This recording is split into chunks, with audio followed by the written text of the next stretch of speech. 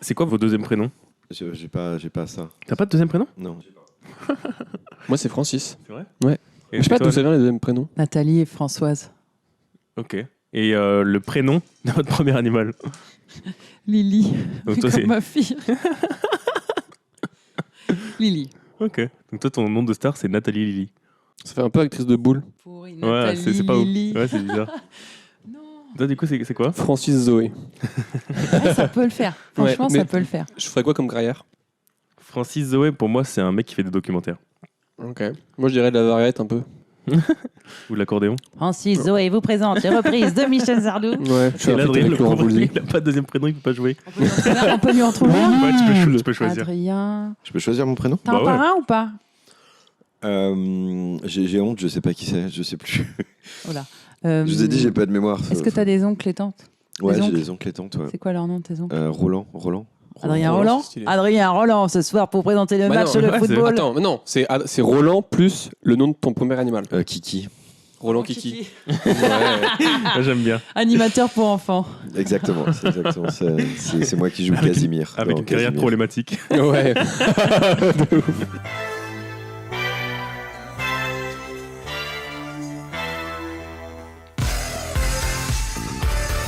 Nous c'est Pierre et Aimé. C'est à moitié préparé.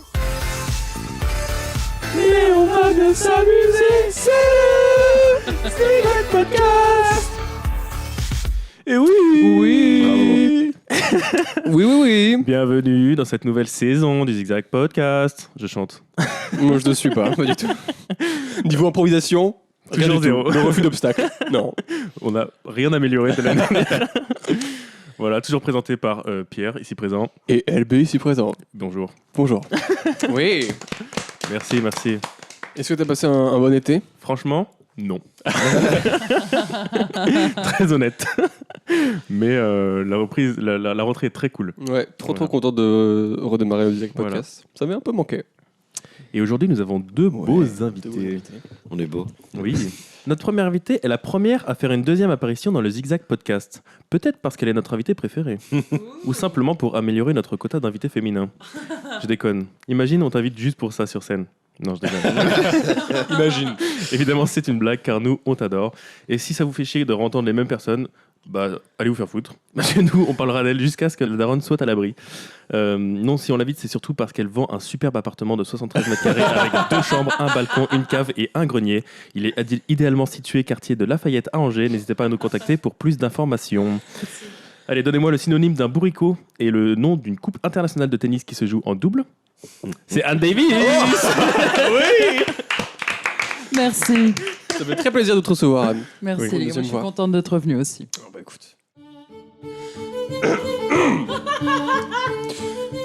Je vais vous conter l'histoire d'un personnage, le personnage le plus énigmatique de la scène humoristique angevine. On le retrouve dans certaines contrées sous le nom de Som Wang, ou encore l'homme aux 1000 pintes. Il incarne la dualité, chômeur tout en étant propriétaire. Il a déboursé des milliers d'euros en cours d'humour, et son site internet s'appelle adrien.lol. Il a tout vu, tout vécu. Sillonné à la Thaïlande, il est vice-champion de France de polo et attaché parlementaire. Ainsi, il monte sur scène dans moult tavernes où l'humour est légion, des comédie clubs. Il est d'ailleurs le co-gérant de l'un d'entre eux, le Ludique. Il y raconte ses mésaventures et péripéties, mais c'est surtout pour avoir des consos gratuites. C'est Adrien Coron. Tout est vrai. Salut. Tout est 100% vrai. Bah, merci beaucoup pour cette invitation. Ça te fait plaisir d'être là. C'est la première fois que je fais un podcast, je suis terrifié. Mais j'ai pas les codes. Donc n'hésitez pas à me dire si je C'est fais des 6. fausses Habille-toi routes. déjà, s'il te plaît. D'accord.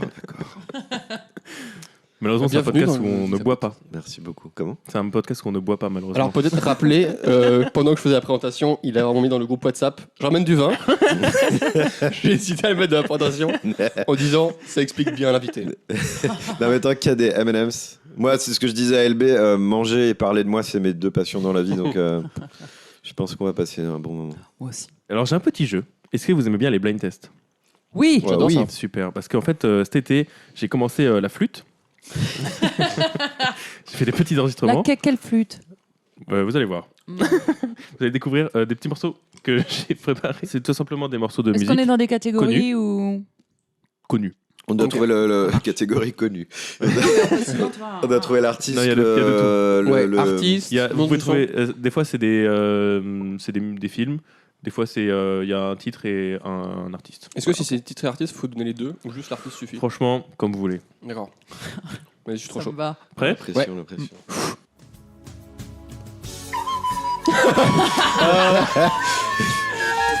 Scorpion. Toto Africa. Non, c'est Toto Africa, bravo. Attends, j'ai envie d'écouter quand même. Waouh. Un délice. Ça, c'est un duo. Et ton nouveau coloc, il sait que tu fais ça ou pas? Il est en duo avec moi. Deuxième chanson. J'aime trop ce jeu. James Blunt, You're Beautiful. Ah non, si. Attends, mais tu vois, Titanic, Titanic. plus fort. Titanic. Attends, Star Wars? Non. Indiana Jones. Non. Ah, C'est la même c'est les dinosaures. Oui. Jurassic Park. Oui, bravo. Oh merde. Ça, c'est de la flûte. Ça, c'était du. Kazoo. Non, c'était. tu vois, les animaux. Moi, j'aurais dit poulets la pour, poupée Sophie, la girafe Sophie. C'est un peu ça. Queen. Mais sauf que c'est un poulet. Et D'accord. c'est. Vivant. Et genre, il crie. Mais D'accord. t'avais un poulet par note, genre le poulet sol, le poulet d'eau. J'ai rectifié finalement. Je n'ai fait aucune musique, bien sûr. J'ai tout trouvé sur internet. D'accord, ok, ok. Ah, j'aimais tellement l'idée de te voir jouer à la flûte. C'est trop triste. Non, je l'aurais fait en direct sinon. Mais c'est un projet en vrai de faire Oui. des blind tests à la flûte. Exactement.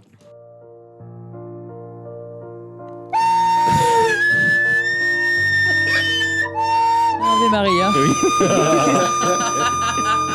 Ah, ça, c'est pas toi, du coup. Non, non. Mais rien n'est moi, rien n'est moi. Ah, je rien suis n'est moi. hyper Il déçu. faut en trouver un ou CLB. Ah, je suis hyper déçu. Je pensais que c'était vraiment toi. Et t'as mis sur Google flûte. J'ai mis sur Google Shitty Flute. Ah, shitty flûte. Il y a des... Et franchement, tu tombes sur la première, la première playlist, j'ai tout pris. Excellent. D'accord. J'ai envie de penser que c'est un mec qui joue de la flûte avec son cul. Bref, attends. Rage Against the Machine. Non, Attends.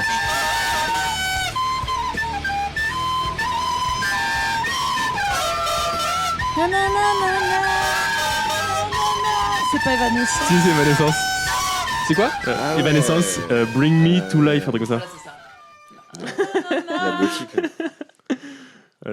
C'est la plus facile normalement. Ah, Britney Spears, Britney Spears. Attends, laisse. Ah, vous- Moi, ce que j'aime bien, c'est que vous dansez alors qu'on s'en Ouais. filme, mais quel dommage. On est dedans là. Regarde, il était stressé il y a 2 minutes, regarde-le là. Mais tu penses que c'est des gens qui Il est font, déjà à qui poil, font là. ça de manière très sérieuse et c'est nul, ou alors c'est des gens qui. Je pense que c'est artistique en vrai. Mais, 2 millions de vues hein, sur les. mais les ils veulent plus faire de la shitty flute, ou alors ils se disent putain, je vais faire Toxic, et en fait c'est nul. Je Ils ont pense que pas c'est l'oreille Shitty musicale. Flute. Je pense que personne ose leur dire que c'est. Tout le monde fait bah oui, très bien. Tu sais, Oui, non, mais il y a ils LB le qui postent va sur faire YouTube, un- shitty flûte. Mais oui, c'est ça. Ils voient tous les likes, ils se disent Je continue. Ouais. Mais regarde, les gens aiment. Non, mais en plus, c'est vachement repris sur TikTok. Il y en a 2-3 là. Je sais plus c'est lesquels exactement. Ah oui, qui comme sont son très connus. fond Ouais. sur certaines vidéos, Ouais. c'est vrai. je suis jamais allé sur TikTok de Oui. toute ma vie. Ce n'est pas un lieu. Alors tu prends la Je prochaine. connais pas ce à pays, mais. gauche. J'ai pas mes vaccins un jour.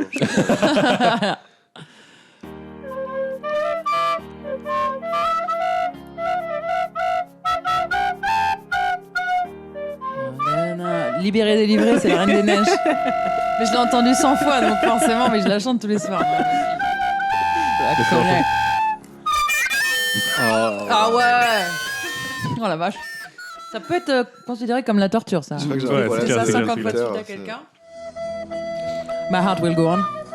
Titanic. Tu l'avais tout à l'heure, toi. Ouais, mais pas au bon moment.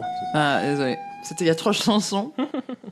J'ai une petite envie d'un orchestre de ça. Ah ouais, grave. Pendant Moi, je l'ai 3. vu. C'est ce qui- Je l'ai vu chanter en gallois par un chœur d'enfant. J'ai jamais réussi à retrouver une vidéo.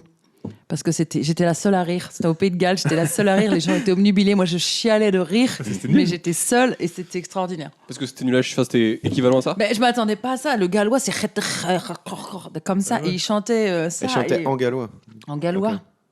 Et comment t'es tombé là-dessus? Je suis allée à un genre de festival quand j'étais fille au père au Pays de Galles parce que je voulais voir le batteur du groupe. Et voilà. La question, non. Est-ce que tu la kennes? Ah, c'est un peu compliqué. On va pas. D'accord, J'en ai fait un sketch, hein, les gars. Et mais là, je me suis retrouvée seule à regarder ça et je m'en suis jamais remise. Ah ouais, tu Mm, m'étonnes. Ça me fait penser un peu là aux Accroche-Cœurs, donc un festival à Angers. Il y avait une scène immense où ils ont fait un karaoké géant. Et vraiment, c'était à la fois le meilleur spectacle parce que c'était vraiment très drôle et à la fois le pire parce que vraiment les gens sont mal. Bah C'était oui, mais- Anne Davis qui chantait. Mais non Malheureusement, non. Mais non, j'étais avec mes enfants aux accroche-cœurs, moi. Non, mais c'est parce qu'ils s'amusaient, les gens. C'est pour ça que Ouais. c'était bien. Et puis il y a un vrai groupe derrière. En fait, ils étaient 4 C'est à jouer génial. avec des vrais instruments. Et t'avais vraiment quelqu'un qui venait et qui prenait la scène en mode ouais, ce soir c'est moi qui fais le show. Mais c'est nul quoi. Oh, j'adore. J'ai raté ça. Ah ouais, c'est incroyable. Je trouve qu'il y a un vrai débat avec les karaokés de est-ce qu'on fait ça dans des salles cloisonnées avec Ouais. personne qui entend ou on fait ça à la vue de tous. Je suis un peu d'accord. Voilà, je On sais devrait pas. faire ça avec les comedy clubs, Les deux. peut-être. Ouais, les deux. Moi j'ai fait les deux du coup parce qu'en Corée Ouais. ils font beaucoup en salle fermée. Ouais. Et du coup c'est cool parce que tu peux vraiment être dans ton monde et avoir tes propres musiques pendant qu'à côté t'as un gars qui chante un truc où il chiale tout seul. Genre, vraiment, nous on était 4, on mettait de la musique où vraiment on criait et tout. Et à côté t'avais un gars qui était tout seul. Mais dans Et ta il faisait salle, son meilleur il chante. solo, ouais. C'est trop drôle. Et en même temps, j'aime bien le côté à plusieurs, tu sais, quand tu fais une grosse fête, mais Ouais. faut vraiment connaître tout le monde, quoi. Ouais, Je pense c'est ça. quand tu fais ça en tout le monde. Ouais. Non, mais moi, quand j'allais enfin, le peu de fois où je suis allée en boîte, il y avait aussi une partie karaoké. Une on autre y allait. époque, donc. Et on y allait tôt exprès avant qu'il y ait du monde pour faire le karaoké juste entre nous avec les potes, quoi. Et même au milieu de la soirée, à un moment, il y a un gars, il appelle Julie et Sophie. Et ma copine, elle me prend la main, ma copine Aline, elle me dit viens, on y va. Et on s'est retrouvés à faire du Shania Twain devant tout le monde à 2h du mat, quoi. Ouais, mais moi, c'est ça que j'aime pas, c'est que d'un côté, tu choisis pas forcément toutes les musiques. Et du coup, moi, une fois, j'y étais allé avec des potes et nous, on mettait que des musiques d'ambiance où vraiment on s'éclatait et on criait et tout. Et après, il y avait des gars qui faisaient des trucs de Johnny, mais genre hyper tristes, tu vois. Et du coup, vraiment, l'ambiance, c'était un coup, on s'éclatait, un coup, on se faisait chier pendant 5 minutes. C'est drôle aussi. Ça dépend. La personne qui anime le karaoké est très importante clair. aussi. Ah, ça. Tu dois faire ça comme métier, Anne. Ouais, Animatrice de Je karaoké. pense à une future reconversion, là, parce que le train, c'est un peu le bordel, mais oui, je note dans mes idées. Ok, prochaine. YMCA.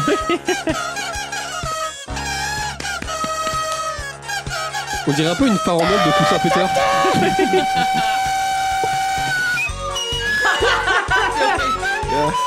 Oh non!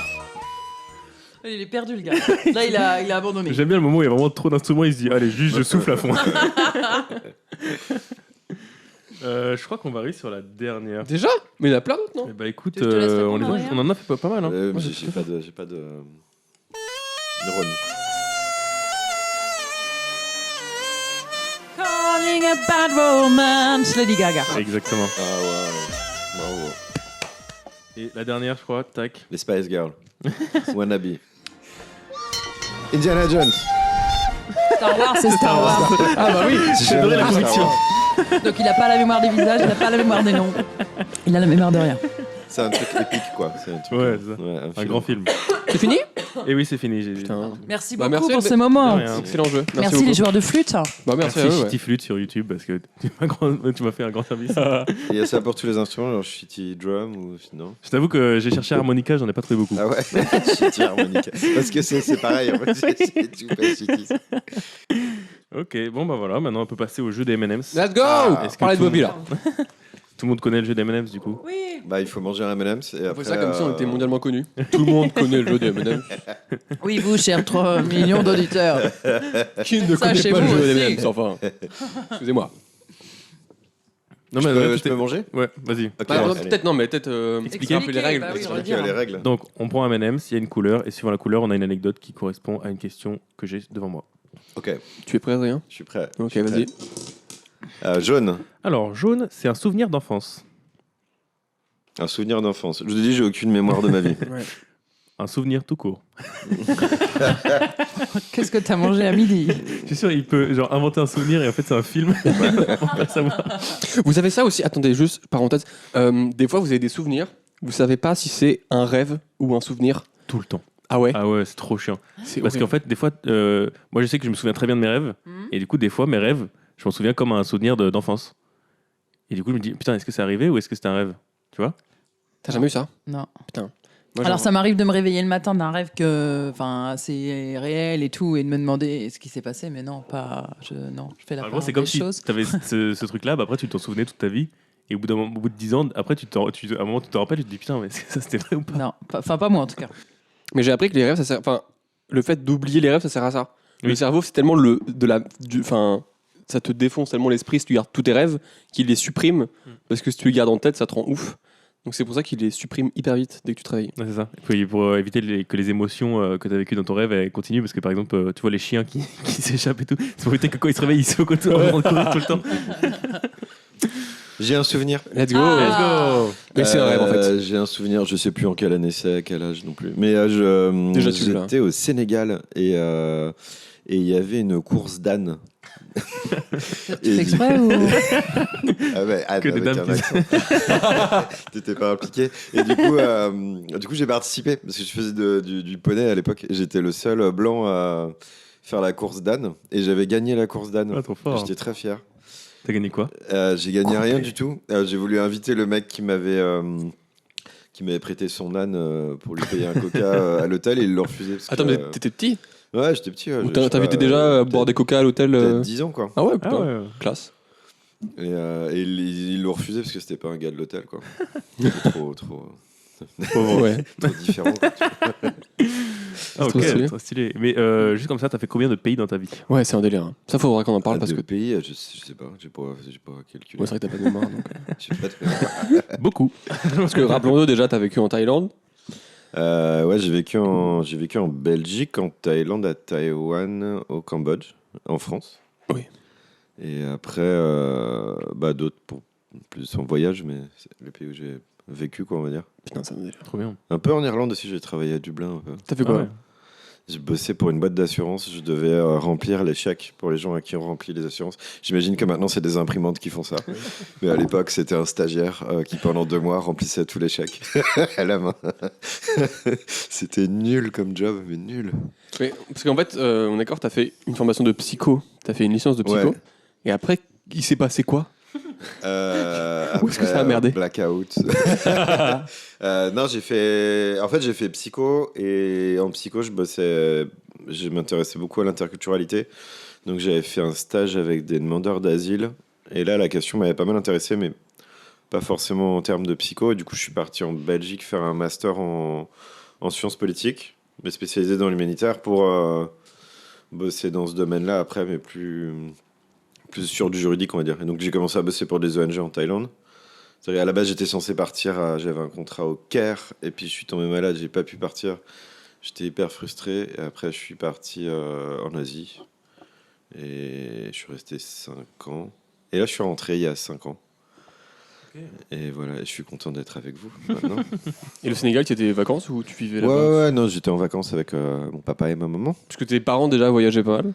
T'as été exposé à ça jeune. Non, on n'a jamais été expat ou quoi. C'était vraiment. On partait en vacances. On a failli partir vivre au Niger et finalement, ils ont refusé en dernière minute. Enfin, en dernière minute, ils ont refusé parce que je sais pas, j'étais petit. Moi, je voulais trop partir vivre au Niger. Alors qu'en fait, ça se trouve, c'était à chier, mais. Ils faisaient quoi comme taf, tes parents? Ma mère a bossé dans le nucléaire chez. Ouais. À l'époque, c'était Eurodiv, Kojima, Areva, ça a changé de nom tout le temps. Et mon père, il bossait chez PSA. Et lui, il était pas mal sur l'international. Regarde Il a Pokémon. bossé- PSA 10, allez là. Ah putain, j'ai pas du tout la ref. Non, En plus, c'est ton époque. Choc de culture. Chez Peugeot, quoi. Enfin, dans les bagnoles, quoi. Puis il a bossé un peu en Iran, un peu en Turquie, mais pas en expat. Genre, on part avec lui, il faisait un peu des allers-retours. Ok. Donc c'était un peu quand même sur l'international. Mais pas. Il voyageait beaucoup pour le boulot, mais pas avec moi, quoi. Ok. Voilà.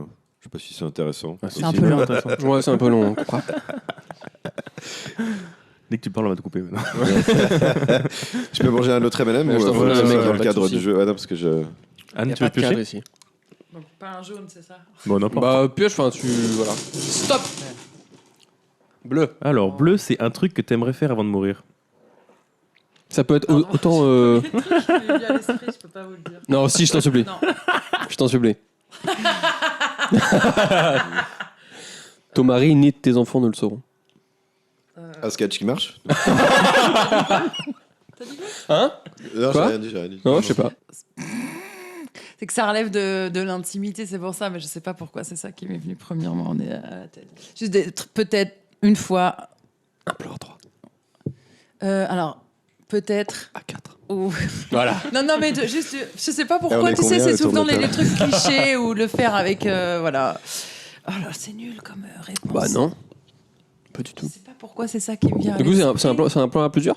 Je sais pas, Enfin, juste plus de deux. je Teste autre chose, quoi. sais pas pourquoi je me suis lancée dans cette réponse. Est-ce que justement, pas tu aller tu t'es pas lancé là-dedans? C'est juste Enfin, plus de la curiosité qu'autre chose, Ok. en fait, dire oh, je vais faire ça avant de mourir quand même, tu vois. Ouais, ok. C'est plus ça. J'ai failli faire un plan intro une fois, mais j'étais trop jeune et j'ai eu peur, je suis partie. Mais tu as vraiment envie de ça ou c'est plus un truc de, comme tu dis, c'est un cliché et du coup, tu te dis, il faut que je le fasse parce que. Bah, en fait, j'ai beaucoup. Moi, même si, enfin, bon, je ne vais pas rentrer dans ma vie en détail, mais j'ai beaucoup désacralisé le sexe depuis que je suis jeune. En fait, moi, je voyais ça sur un piédestal, c'est forcément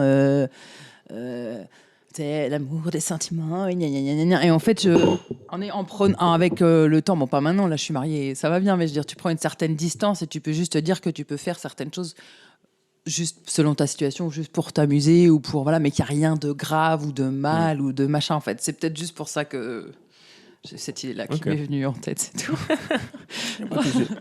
Je ne ferai pas écouter cet épisode à mon mari. Ou peut-être que si. T'as déjà fait un plan à 3 autour de la table? Ou à plus de 2? Pas du tout. Un Ouais, plan je à sais pas. 2, moi, ça me va. Ouais. Déjà, c'est fatigant. C'est déjà trop. Et Toi, vous, Pierre non, toi, Comment? toi, toi Pierre. Non, pas encore. Non. Mais le podcast n'est pas fini. Demain. C'est prévu à 15h. S'il y en a des intéressés, envoyez-moi un message. Il y aura des ballons sur la porte. Une chaussette sur la poignée. Let's go. Ah, vas-y. Je veux une bleue. Une jaune. Jaune, c'est souvenir d'enfance. Souvenir d'enfance. Ok. Meublé. Non, ce sera coupé. Hein. C'est vachement bien le podcast. Tu peux couper les. Bah, moi, je coupe les blancs. Ouais. Ouais. Tous les Ah, blancs ouais, qui que tous les des blancs blancs. tous les blancs qui parlent, je les coupe. Que des silences. Je suis désolé, j'ai pas d'idée.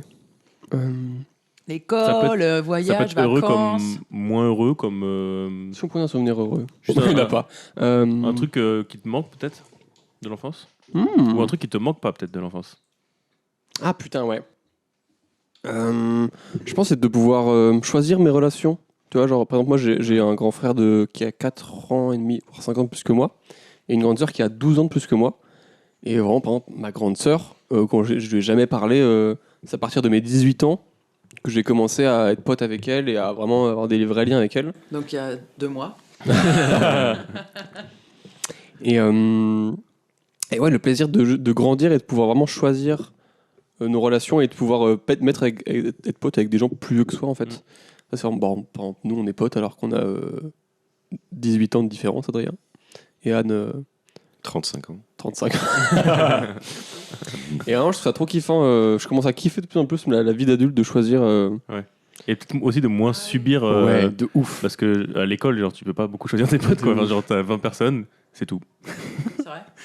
Et puis moi, il y a vraiment ce truc de au lycée, on était potes pour pas être seul et Ouais. pour pas manger seul au self. Mais mon pote, on se voyait tellement jamais en dehors. C'est ça. Et vraiment ce plaisir de se dire, là, je peux choisir. C'est vraiment moi qui choisis. Et c'est pas imposé. Je trouve ça Est-ce que incroyable. du coup, tu arrives aussi à être plus honnête dans tes relations Ouais, de ouf. par exemple, s'il y a une relation qui te saoule, de dire bah ok, Ouais. je le vois moins quoi. Bah, en plus, en ce moment, je suis à la fac, donc de temps en temps, je revois un peu ces relations de. On est ensemble pour pas être seul. Ouais. Et je fais, oh, non, soyons seuls, mec. C'est cool aussi. Ouais, Donc, nous, on s'est choisis alors. Ouais, bah ouais, vous êtes choisis. Ou alors Il y a c'est qu'Adrien juste, qui a pas. Ouais. Si, je vous ai choisi. Mais qui êtes-vous, messieurs dames? Je me rappelle pas de vous. Hein.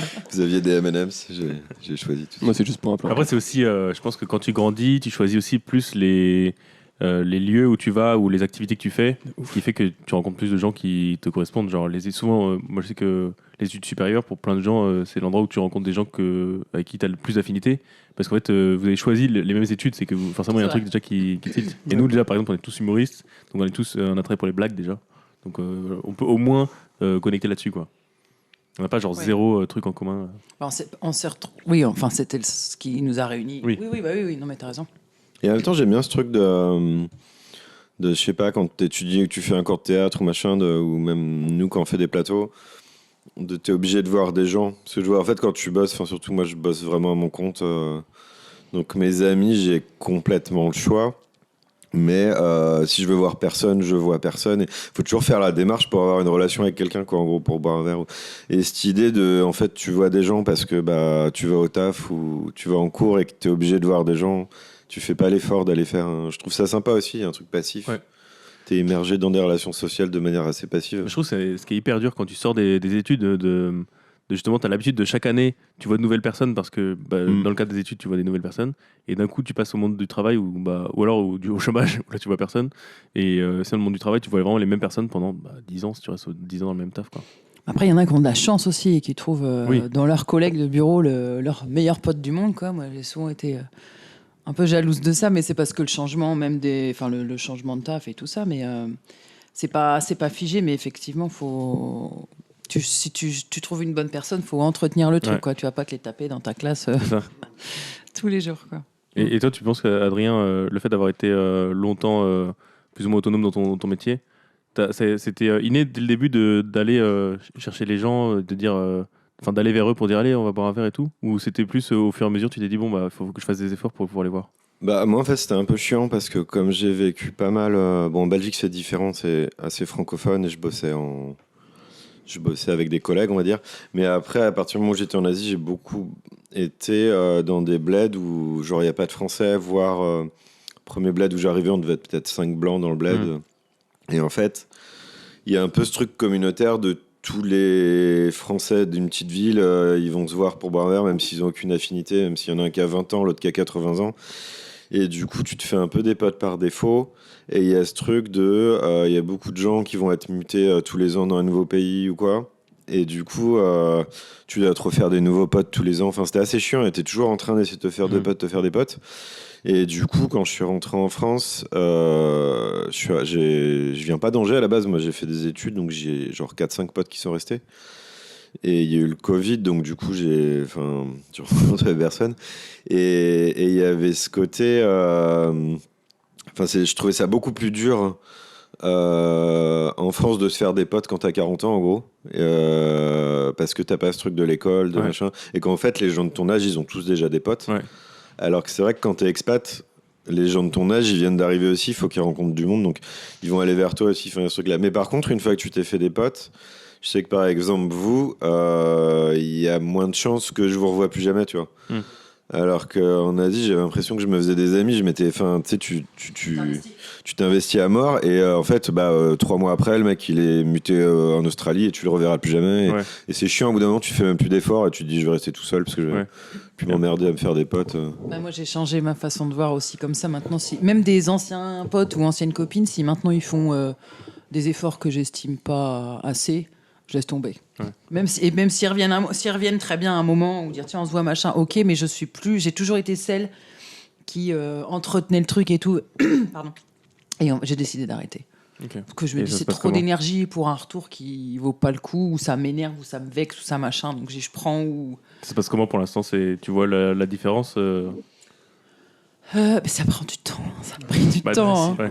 Et du coup, vu que tu peut-être plus sereine, quoi, parce que je suis pas dans l'attente. Ah, machin, il m'a pas écrit, ou tiens, machin, il répond pas, ou machin, il propose pas. Maintenant, je suis là, c'est quoi. Pardon, je sais pas si c'est très podcast, mais c'est moins fatigant en fait, ça stresse moins. Et si je vais vers des gens, c'est que je sais qu'il y a des retours, quoi. Ok. T'es moins déçu. Quand t'as vécu à l'étranger, c'était comment un peu en termes de relations sociales aussi? Alors moi je suis pas sortie d'Europe comme Adrien. Moi j'étais surtout en Grande-Bretagne. Ça dépend. Moi j'ai essayé d'aller facilement, vers les gens et tout, mais j'étais un peu surpris par les Anglais notamment, où tu peux te voir facilement pour aller boire un verre, un machin et un truc, mais vraiment devenir vraiment ami, c'est pas tant une évidence que ça. Ou par exemple, il y a mes voisins, ils étaient cool, tout ça. J'ai dit venez faire genre l'apéro à la maison, tu vois, à la française et tout. J'ai fait les cakes, tout ça. Le gars il dit on va au pub. Ok. Bon, ce qui est pas grave en soi. On a quand même passé la soirée ensemble, mais on n'était pas. Ça c'est culturel après. C'est différent. Non, moi j'ai quelques copines que j'ai encore maintenant, que j'ai vues, revues, avec qui on entretient la relation. Peu par rapport aux gens que j'ai connus. Après, j'ai travaillé en Écosse, mais on était de plein de pays différents à habiter dans la même maison pour travailler dans un hôtel. Après, voilà, t'as Facebook et tout, mais avec le temps, ça s'estompe un petit peu. Mais je dirais que j'ai au moins 2-3 personnes avec qui j'entretiens des liens, encore même de loin, mais toujours à se donner des nouvelles et tout, quoi. À se voir éventuellement un petit peu. Voilà. Baptiste, Pour la question, pour le. Oui, pour les M&M's. J'ai vraiment choisi le rouge. Mais je sais pas. J'ai un truc à dire. Un truc que tu fais quand ça va pas. Mhm. T'étais pas tombé dessus déjà, ça? Quoi? Je crois que t'étais déjà Couvert. tombé dessus. Alors fais gaffe, parce Ouais, que je ouais. vais m'en rappeler. Une tentative de suicide. moi. Bon, En ce moment, c'est courir. Ah ouais? En fait, ça change Quelle idée. ça change des moments, mais parce que la dernière fois, je crois que j'ai dit One Piece. Enfin, j'avais dit avoir un. Regarder des films. Ouais, non j'avais dit un truc du genre avoir une série doudou, un truc comme ça. Et donc, ouais, en ce moment, c'est courir parce que je me suis rendu compte que je réfléchissais trop. Enfin, ça, je le savais déjà, mais que courir, ça m'aidait un peu. Enfin, en tout cas, bouger, ça m'aidait à arrêter de trop réfléchir. Et du coup, par exemple, là, aujourd'hui, franchement, j'avais trop la flemme de tout. Et je me suis dit, il faut que je fasse un truc avant de venir parce que sinon, je vais être dans ce mood de j'ai envie de rien faire. Et du coup, je suis allé courir. Et je sais pas, ça m'a mis. Enfin, en fait, c'est comme démarrer une machine un peu. Je suis trop d'accord. Qui demande un peu Ouais. une force d'inertie. Ouais. Et du coup, c'est pour ça que je me suis mis à courir. Mais c'est aussi parce que mon coloc, il fait beaucoup de basket et il a un chien qu'on va souvent promener. Et du coup, et au début, je me suis dit, tiens, je vais profiter de cette possibilité d'aller promener le chien et de faire du basket pour sortir plus souvent. Et je me suis dit, ah, ça marche. Donc, je vais aussi, là, par exemple, aujourd'hui, courir tout seul. Et tu cours avec Ah, le c'est yinche? bien. Non, souvent, on va juste faire des baskets et le chien, il court à côté de nous. Genre, on lui jette une balle et nous, on fait nos paniers. Et tu sens que le fait d'être en coloc avec quelqu'un qui est actif, ça t'active ou Ouais, pas du j'ai tout fait exprès de profiter. Tu vois, par exemple, cet été, du coup, c'était vraiment de la merde et tout. Et j'ai senti que revenir chez mes parents, ça m'a fait reprendre toutes mes mauvaises habitudes de chez mes parents, qui est ne rien faire. Vraiment, typiquement, être dans ma chambre, rien faire. Et je me suis dit, là, je vais déménager. Je vais faire exprès de vraiment passer un coup de balai sur toutes mes mauvaises habitudes que j'avais prises dans mes anciens appartements et de repartir sur de bonnes bases, tu vois. Par exemple, je me suis remis à cuisiner un peu plus, du coup, à manger mieux, à sortir un peu plus, à être moins dans ma chambre, donc moins dans mon lit, parce que l'année dernière, vraiment, vu que j'avais des colocs que j'aimais bien, mais qui me saoulaient un peu, j'étais tout le temps dans ma chambre, et vu que dans ma chambre, il y avait vraiment un lit, un bureau, j'étais tout le temps dans mon lit. Et du coup, voilà. J'ai l'impression que c'est que des petits trucs que j'ai changés, qui, en fait, pris individuellement, sont pas énormes, mais qui font que là, en ce moment, je me sens bien. Ouais, mais ça peut être positif pour d'autres choses. Enfin, Ouais. pour déjà toi et peut-être pour écrire et avancer aussi Ouais, c'est ça. dans ce que tu veux faire. Et par exemple, Projet, c'est bien. là, depuis 2-3 semaines, j'ai l'impression que j'écris plus facilement, mais quand j'écris, c'est souvent après une séance de sport. Ouais. Pas tout de suite après, forcément, mais juste. En fait, il faut que j'ai un moment de 2-3 heures sans réseaux sociaux et avec un truc qui me stimule. Donc, le sport, ça me stimule et la musique, ça me stimule. Tu vois, enfin, des trucs un peu comme ça qui font que t'as du mouvement. Mais les réseaux sociaux, c'est directement. Enfin, par exemple, si je me lève et que je suis directement sur Insta, je sais que derrière, je vais rien faire. Donc, les bienfaits de la flûte. Ouais. Mais c'est vrai parce qu'en plus on en parlait hier de ce fait de ce truc un peu en effet boule de neige, Ouais. de tu commences, tu démarres, c'est dur à démarrer, puis après quand le moteur démarre, ah c'est bon, tu peux Ouais, c'est commencer, ça. il est chaud et tu peux commencer à faire des trucs un peu plus compliqués. Mais moi j'ai un peu ça quand je bosse, parce que je suis en études, de commencer par les trucs hyper, enfin vraiment genre commencer, genre je fais le planning ou je fais des trucs limite administratifs et c'est de plus en plus dur. Et vraiment c'est ouf comment ça aide quoi. Ouais, il y a un truc qui disait, je crois que c'est Fabien Leclerc qui disait, si vous faites une liste, commencez par les trucs les plus simples et les plus rapides. Comme ça, vous allez déjà avoir la dopamine d'avoir coché des trucs. Ouais. Et après, ça lance la machine. Moi, c'est l'inverse total, c'est que je suis beaucoup plus efficace le matin. Et donc, quand je me lève, je fais ma to-do list et je vais faire les trucs les plus Tu te lèves à chiants quelle et heure, les plus Adrien durs. Ça dépend de mon rythme circadien, mais il n'y a pas de réveil, quoi. Ah, des fois, je me réveille à 8h, bon. Aujourd'hui à midi. Et non, mais en fait, je vais commencer par les trucs les plus durs. Et l'après-midi, je vais faire la sieste. Et le soir, je vais faire ma compta, enfin des trucs vraiment bidons. J'arrive pas le soir à faire des trucs hyper compliqués. Ouais, je sais plus c'est qui disait, il faut. En fait, tu commences. Il y a une vidéo Facebook qui a beaucoup tourné où c'est un gars qui remplit un vase. Et en fait, il met d'abord les gros trucs, et après, il fait que de remplir par des petits trucs. Ah plus, oui, tu sais, oui. Ah au oui. début, il met C'est des connu, gros ouais. cailloux, après, il met des petits cailloux, après, il met du sable. Et il dit, pour les journées, c'est pareil. Mais je pense que les deux s'appliquent, les deux méthodes. C'est juste que la méthode où on fait les petits trucs au début, c'est quand il y a un truc que tu repousses ou qui te fait un peu chier. Et que tu te dis, ça, j'ai la flemme de le faire, tu vois. Parce que quand t'as pas la flemme, c'est facile, tu vois, tu commences par dire. Parce que toi, t'es motivé le matin à faire à démarrer tes trucs. Même si t'as vraiment la flemme, t'arrives à te. Ouais, le matin, truc je suis hyper chaud. dur. Ouais. Ok. Le matin, je suis chaud. C'est ouf. Mais je trouve qu'il y a un truc psychologique aussi de se dire si tu fais plein de petits trucs faciles, visuellement sur ta to-do list, tu dis putain, j'ai fait 90% des trucs, c'est bon quoi, j'ai déjà donné, alors qu'en fait, t'as fait que les trucs faciles et tu peux repousser le truc chiant. Ouais, je suis d'accord. Ouais, moi, j'essaie de me brain un peu, genre je commence facile, puis je mets un truc dur, puis je m'organise un peu, j'essaie de faire un peu les montagnes russes des pauses et tout. Voilà, ça te fait chier? Non, je suis en train de penser. Non, pardon, c'est que moi je pense que. Je comprends. Ouais. Manger un M&M's, Bah, voilà, enfin, vous parlez. C'est pas un reproche, mais sans enfants. Je pense à tout ce que j'ai à faire tous les jours, à ce que j'ai fait aujourd'hui qui était chiant. Mais... C'est tellement des problèmes de gens. Et non, mais après, c'est normal aussi, ça va avec les vies que vous avez. Là, vous avez des études, moi j'ai pas ça, j'ai 2 humains à gérer, c'est pas les mêmes choses. Moi j'ai bac plus 1 x 2, donc si tu veux. Voilà. Pas mal, merci ça, Adrien. Et voilà, non, mais c'est autre chose. Je pense à ce que j'ai fait aujourd'hui. Voilà, j'ai été chercher mon drive et j'étais contente. Ton drive? Ouais, j'ai fait mes courses en drive et j'étais contente parce que j'ai fait du stock sur les promos, donc déjà j'ai gagné de l'argent. Et puis j'avais oublié un truc, donc je suis allée dans le magasin et là je suis tombée sur une méga promo, mon gars, et pour le produit vaisselle et un acheté un gratuit. TDAH, et limite j'avais un bonjour. peu de chaleur dans la poitrine, j'étais trop contente de gagner 7 balles. Et ça c'était ma journée. Et du coup quand je suis rentrée, j'ai tout trié, j'ai noté sur mon tableau ce que j'avais, tout ça, c'est un truc de dingue. Mais parce que ça me fait, c'est des choses qui me permettent de me dire tiens, je vais maîtriser mon budget, j'ai peut-être gagné un peu de sous sur ça, nanana, et c'est tout. C'est une petite victoire C'est bien, ça fait de la dopamine. de la journée. Ouais, bah oui, mais courir serait bien aussi, vu que j'essaie de pause sucrée dans le régime là, mais faut qu'on fasse du basket avec vous. Faut surtout qu'on court ensemble, ouais. Ouais. Ah, moi je cours pas. Bah, moi, je sais que quand je cours, j'ai un peu la flemme. Enfin, j'aime bien être tout seul parce que j'aime bien le côté. Allez. Non, mais d'être un peu. Tu sais, tu te dis, là, je vais me mettre dans mon cocon, paf, tu te mets ta musique et tu parles à personne, tu vois. Peut-être qu'en fait, il a une trop sale gueule quand il court. Ah oui, Personne aussi. ne le Ouais, voit, tu vois. aussi. Non, mais. Puis, c'est différent de courir à plusieurs parce que quand tu cours à plusieurs, t'es plus en mode discussion et tout.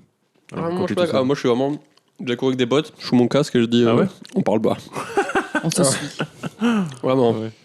Pourquoi tu cours pas tout seul Parce Les qu'il y a- masses. Parce qu'il y a un truc en psychologie qui s'appelle la facilitation sociale. Et en gros, quand il y a un groupe, c'est plus facile de faire tes performances sont supérieures quand tu es mis en compétition avec d'autres personnes. Tu t'abandonnes moins facilement aussi. C'est ça. Donc, moi, juste, je me mets avec des gens qui courent vraiment bien. Et comme ça, je cours t'es beaucoup le plus nul que du je groupe. pourrais courir seul. Ok.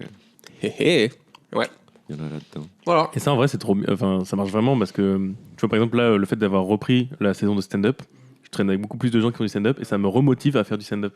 Et du coup, ça marche dans tous les domaines, pas que dans le sport. Avoir C'est des bien, amis. tant mieux. Ouais, de ouf.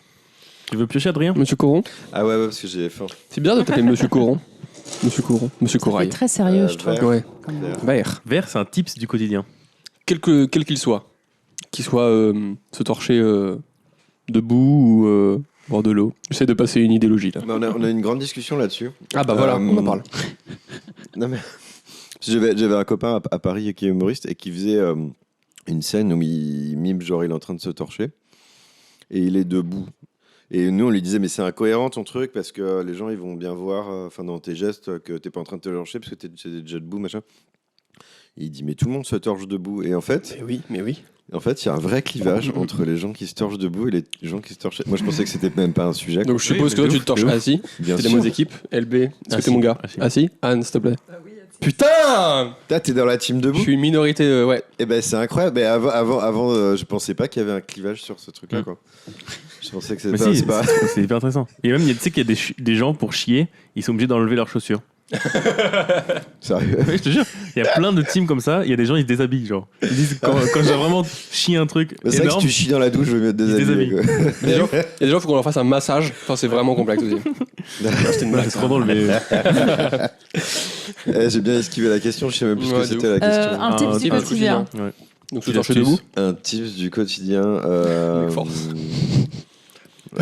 C'est quoi? C'est genre un truc. Une astuce que tu utilises pour n'importe quoi. Ça peut être C'est un genre peu, c'est ça. boire de l'eau. Mhm. Après, c'est un peu. Non, ça J'ai sera pas soif. mon tips, définitivement. Ça peut être quand tu sais pas quoi jouer sur scène, t'imites une mouche. Ouais, ça c'est un tips. Mais Ouais, c'est c'est pas vrai. du. Non, mais bon. Bah, sauf quand tu joues tous les jours. J'ai un tips, je sais pas si ça rentre dans la question du truc. C'est j'ai mon tout premier client. Il m'avait raconté une histoire. En fait, lui, il a fait des études de sciences à la base. Et il a toujours rêvé d'être reporter de guerre. Ok. Et en fait, plutôt que faire des études de reporter, de machin, un truc, pendant le siège de Sarajevo, il a pris un carnet et un appareil photo. Il est arrivé à Sarajevo. Il a cherché une famille chez qui dormir. Et il a passé tout le siège de Sarajevo à prendre des photos, à écrire. Il a rien vendu. Excusez-moi, je suis nul à chier en géopolitique. Sarajevo. Bosnie-Herzégovine. Pendant la guerre des Balkans, quoi. D'accord. En 92, on va dire. Ouais. Donc t'avais une. Ouais. Il était pas né. Enfin bref, une guerre, quoi. Il est arrivé dans une guerre et en fait, il me disait qu'il était du coup un mauvais journaliste qui a rien vendu, mais il s'était dit je veux être journaliste, je veux être reporter de guerre, et ben je suis reporter de guerre. Je suis un mauvais reporter de guerre qui vend rien, mais en fait, du coup, enfin moi, ça m'a pas mal aidé quand il y a un truc où je me dis est-ce que je peux faire ça, est-ce que je suis légitime ou non. Bah, pareil pour le stand-up ou pour n'importe quoi, de se dire en fait. T'es légitime pour faire ce que tu veux, tu peux être ce que tu veux, tu peux être un mauvais ce que tu veux. Tu peux dire est-ce que je peux être chanteur? Ouais, tu peux être le pire chanteur du monde, mais si tu veux chanter, bah t'es un mauvais chanteur, mais t'es un chanteur quand même en fait. Et de se dire, moi je m'étais fait à un moment donné une carte de visite comme ça, il y avait écrit journaliste, parce que je m'étais dit je veux être journaliste, bon bah voilà, je suis journaliste. Et c'est un peu cette idée qui m'a inculqué de dire avant d'essayer de devenir ce que tu veux devenir, sois-le directement. Tu te projettes dessus aussi, quoi. Voilà, tu l'es. T'es nul au début et te dire, plutôt que te dire je vais écrire 14 sketchs et les répéter avant de. Un peu ce qu'il nous avait dit Antoine, monte sur scène, sois nul, vautre-toi et une fois que t'as fait une scène, ça y est, t'es humoriste quoi. Ouais. T'es le pire humoriste du monde, mais t'es humoriste donc t'as plus à te dire est-ce que je vais le devenir ou pas. Et je sais pas si ça répond du tout à cette question. En gros, de faire plutôt que d'aller quoi. T'as envie de faire un truc, t'y vas, t'essayes quoi. Ouais, voilà. Pas attendre de validation quoi. Ouais. Ça va peut-être niquer la légende, mais est-ce qu'il est devenu reporter de guerre? Pas du tout, il bosse dans la com, c'est mon cuisinier. Mais il a essayé. Mais du coup, il a vécu son rêve, tu vois. C'est-à-dire qu'il n'a pas attendu de faire une école, d'aller dans une agence de presse, d'attendre qu'il soit assez bon pour qu'on lui dise vas-y, on t'envoie à Sarajevo. Il a dit bah non, je prends un avion, et je pense qu'il a dû kiffer son expérience de se dire j'ai vécu 6 mois pendant une zone de guerre et j'ai écrit des articles, j'ai fait des photos, il les a peut-être encore avec lui, j'imagine. Enfin, il a vécu son kiff sans attendre que quelqu'un lui dise vas-y, c'est bon, on te valide, tu peux aller le faire. Et puis de voir aussi plus rapidement que peut-être que c'est pas ça qu'il voulait faire de sa vie, quoi. Ouais, aussi, ouais. T'imagines, tu fais 5 ans d'études et tu te rends compte que je l'ai vu beaucoup en psycho. Pour avoir fait du coup 3 ou 4 ans de psycho, la plupart de mes potes qui ont fait psycho et qui ont une licence, voire un master, il y a presque aucun qui exerce comme psy. Ah ouais. Parce qu'ils attendent 5 ans avant de se rendre compte que ça leur plaît pas, quoi. C'est ouf. Et tu te dis, c'est pas du temps perdu, t'apprends des trucs, c'est cool, quoi. Mais... Moi, j'avais découvert que j'avais rencontré une Allemande en voyage et qui m'avait dit que eux, après le lycée, ils font souvent une année de césure où ils essayent plein de trucs et après ils choisissent ce qu'ils veulent faire. C'est pas bête. Parce que là, actuellement en France, tu choisis alors que vraiment t'as rien fait de ta vie, quoi. Tu connais rien. Et t'as que 18 ans, il manque une certaine maturité aussi à pas mal de gens. Et puis vivre de son rêve, c'est pas forcément l'idéal non plus, toujours, quoi. Tu te fais une image idéaliste du truc. J'ai vu un truc cool comme ça aussi, c'était une Indienne qui tenait un coworking où j'allais en Thaïlande et elle avait gardé à peu près l'équivalent de $100,000 pour les études de son fils. Et en fait, elle lui a laissé le choix quand il est arrivé au moment de faire des études. Soit je te paye des études, parce que c'est pas payé par l'État comme ici, donc c'est cher de payer des études, quoi. Soit je te file l'argent que j'avais gardé et tu montes ta boîte. Et en fait, c'est ce qu'il a fait. Et elle disait, en fait, si jamais il monte sa boîte et qu'il se plante, il aura appris autant qu'en passant 5 ans à l'université.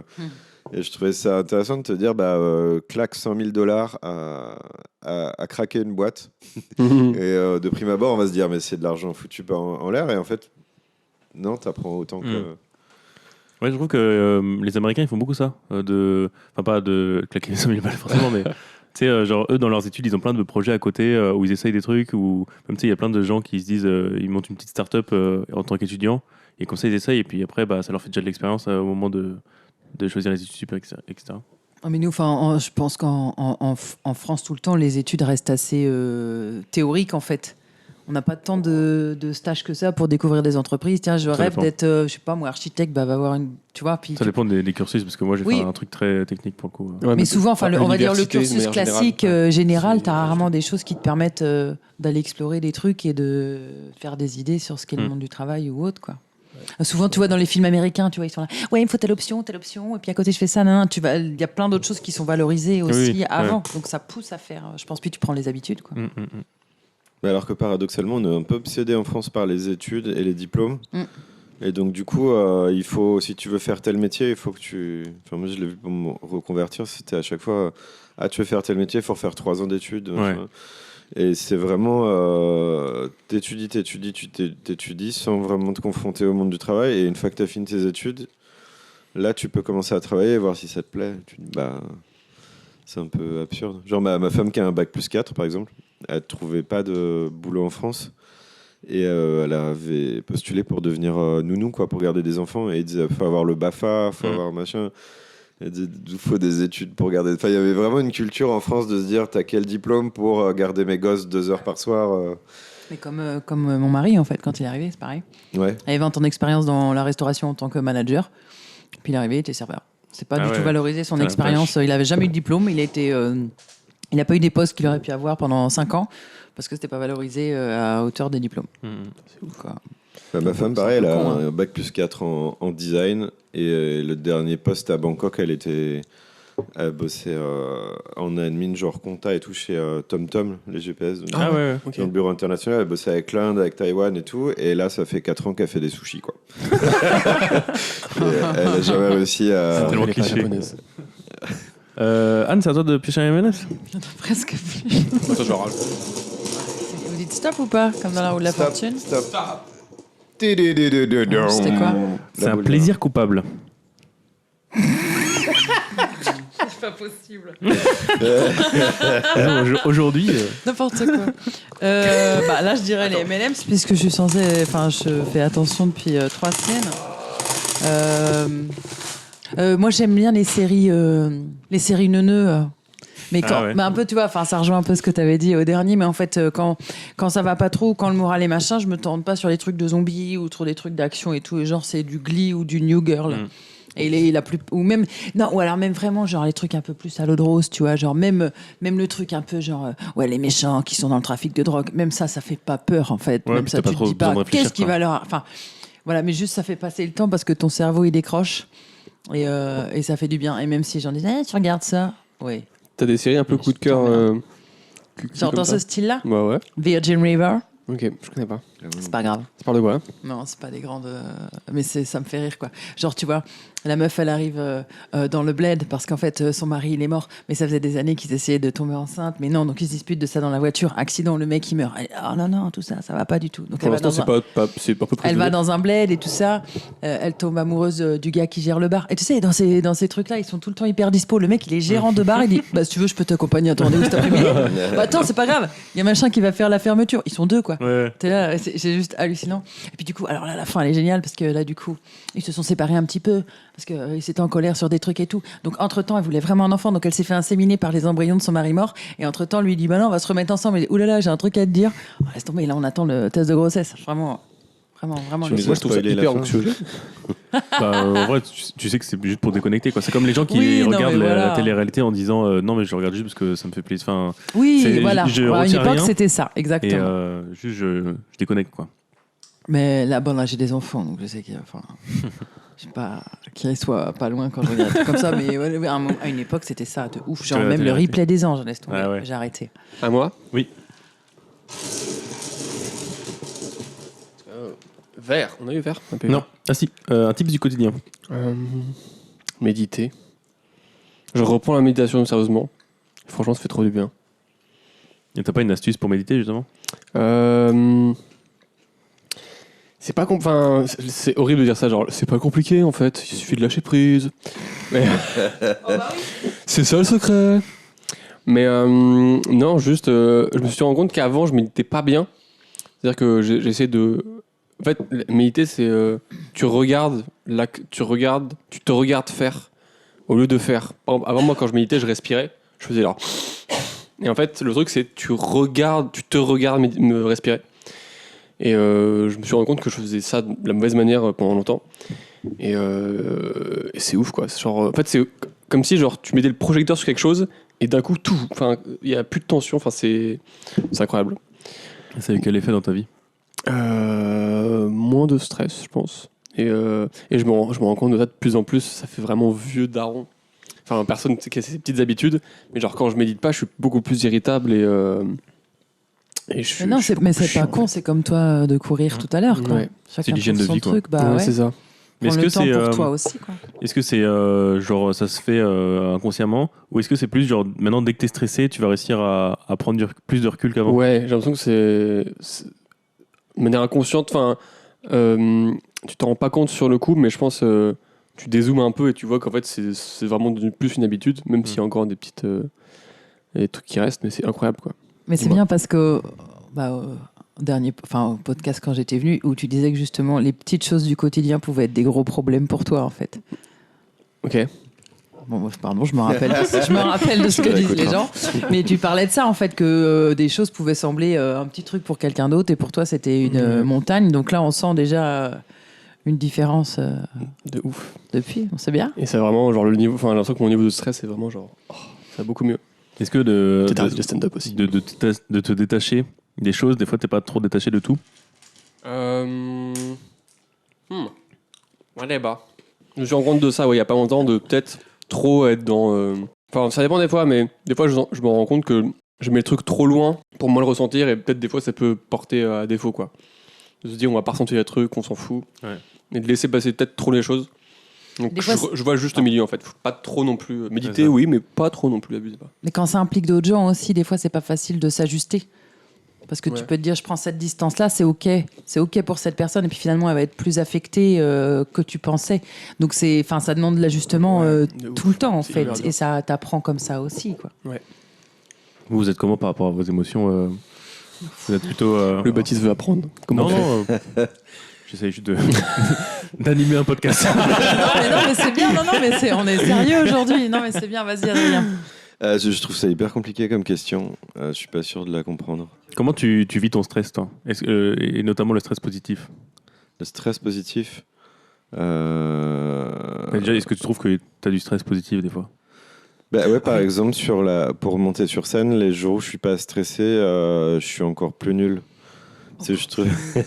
non, mais je trouve que limite, si je suis pas stressé, c'est pas bien. Enfin, c'est un moteur qui est utile. Après, en fait, Tu stresses jamais? je suis pas un mec hyper stressé, quoi. Ça se Pose sent pas du beaucoup tout. de questions quand même, moi je pense. Ouais, mais... Mais Il bien agit avec. beaucoup. Non, mais il agit beaucoup aussi, quoi. Ouais. Enfin, je trouve. Enfin, là où tu étais au chômage, tu avais décidé de vouloir être humoriste, où tu t'es donné les moyens d'apprendre des choses, de faire, de pratiquer et tout ça. Là, il y a ton chômage qui se termine. Tu as mis en place, voilà, il y a une formation. Je veux dire, t'es pas dans l'attente que ce soit vraiment la merde ou tout quoi. Enfin, oh là là. T'es dans l'action quand même. Ouais, ça. quoi. Moi, je T'es pas trop T'es que dans ta l'action, tête, je t'es à la trouve. fois dans ta tête et à la Ouais. fois dans l'action. En fait, c'est un problème et c'est un truc cool à la fois, c'est que je pense que je vis beaucoup trop dans le futur et donc du coup, Ok. Ah oui. je suis, comment dire, je suis Déjà à l'Olympia, hyper quoi. optimiste. Non, même pas forcément. Ouais, si, Bah non, mais pourquoi c'est bien de croire en soi aussi, je trouve. Se projeter. Non, mais pas forcément sur mes capacités à moi, mais je pense tout le temps qu'il va m'arriver plein de trucs incroyablement cool dans le futur. Putain, c'est Et ce qui génial. fait que du coup, je suis super optimiste et en même temps, je suis tout le temps Déçu. dessus, non, mais un peu dans une attente de me dire là, je me fais chier, mais plus tard, ça va être vachement cool. Ah oui, Et c'est ce qui dommage. fait que du coup, tu viens jamais vraiment ta vie, tu es tout le temps dans des projets en te disant mes projets ils vont être cool. Et une fois que tu arrives à tes projets, tu te dis bon, en fait, oui, mais j'ai encore d'autres projets après. Donc tu vis jamais vraiment ta vie et en même temps, ça te permet de pas vraiment stresser parce que je veux dire, sur l'avenir, je vais jamais stresser pour l'avenir parce que je me dis toujours, ah, bah, ça va être trop Ouais. cool. Là, je vais commencer une formation, je me dis pas, je vais jamais trouver de boulot ou ça se trouve, j'ai jamais trouvé de boulot derrière, mais. Je me dis, la formation, ça va être trop cool, je vais rencontrer des gens. Et puis après, là, je repars en Thaïlande en juin. Je me dis, ça va être trop cool, ça se trouve, je vais me faire chier, tous mes potes sont partis. T'arrives à garder cet C'est optimisme, même si justement t'es souvent déçu? Ouais, mais je fais pas exprès. Je me dis pas, il faut que je sois optimiste. C'est que je sais pas, naturellement, je me dis toujours que ça va être beaucoup plus cool après que maintenant. Ok. Et du coup, ça me stresse pas. Je sais Ah, mais le moment présent, tu le vis comment alors? Jamais. pas. Dans l'attente, quoi. Ouais, c'est ça le problème. Après, En c'est buvant pas des du. bières. Non, mais j'exagère, mais je veux dire le moment aussi. Est-ce que si tu penses que le futur t'apporte de la joie, est-ce que tu as des moments conscients où tu ressens de la joie ou tu vois? Ouais, là, je suis content, par exemple. Mais Ça tu se vois, voit, hein. je suis content parce que je sais Merci. qu'on va boire une bière après aussi. Ah, donc tu te projettes Non, mais c'est encore. ça, je me projette beaucoup. Est-ce que sur scène, tu arrives à quand même être présent au présent, justement, et pas en mode après la scène, enfin, en mode j'aurais fini mon sketch, ça va être trop bien. Est-ce que tu arrives à être dans le moment? C'était dur au début. Un peu, je t'avais entendu, tu avais dit sur un podcast que tu avais une espèce de blackout, tu Ouais. te souviens pas de toute ta scène. Et moi, j'avais un peu ça au début. Là, j'arrive de plus en plus à être conscient de ce qui se passe sur scène. Mais en vrai, c'est plus, ouais, c'est encore aussi dans le futur. C'est-à-dire quand j'écris un sketch, là où je vais être le plus heureux, c'est quand j'écris un sketch et que je me dis, ah tiens, quand je vais le tester la semaine prochaine, ça va être cool. Et quand tu le joues, tu te dis, putain, là, quand je vais améliorer cette vanne, ça va être trop cool. Et ouais, voilà. Et après, je prends du Ok. plaisir à le jouer. Mais je veux dire, là où je prends le plus de plaisir, c'est de m'imaginer que dans le futur, quand je vais le jouer, c'est pour ça que je préfère écrire que jouer presque. Ah, c'est bizarre parce Parce que que du dans coup, le futur, je me à la fois, projette. c'est dans bizarre le- parce que tu vis jamais vraiment le présent, mais en même temps, tu as toujours un truc de. Tu as un moteur qui est que le futur te fait kiffer, donc tu vas quand même avancer. Ouais, Attends. ouais, bah ouais. Peut avoir ouais, ça fait un décalage quand Et en même. même temps, je trouve ça plus cool que de vivre dans le futur que les gens qui vivent dans le passé Ah à bah se dire oui. c'était Ah oui. mieux avant et maintenant Oui, ma mais- vie, c'est de la merde, quoi. Ouais, parce que en te projetant dans en projetant, Projetant, ouais, hein, projetant dans le futur, tu te donnes le temps aussi et les moyens de faire. Alors que le passé, ça va être les regrets et les choses que Ouais, tu aurais ouais. dû faire. Ah, moi, je regrette Daronne rarement qui les parle. trucs. Non, c'est intéressant. Ok. Moi, j'ai un peu ça aussi, j'ai du mal à être dans le présent.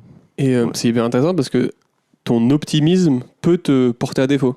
C'est-à-dire, des fois, t'es trop optimiste pour un truc du futur et t'es déçu quand ça arrive.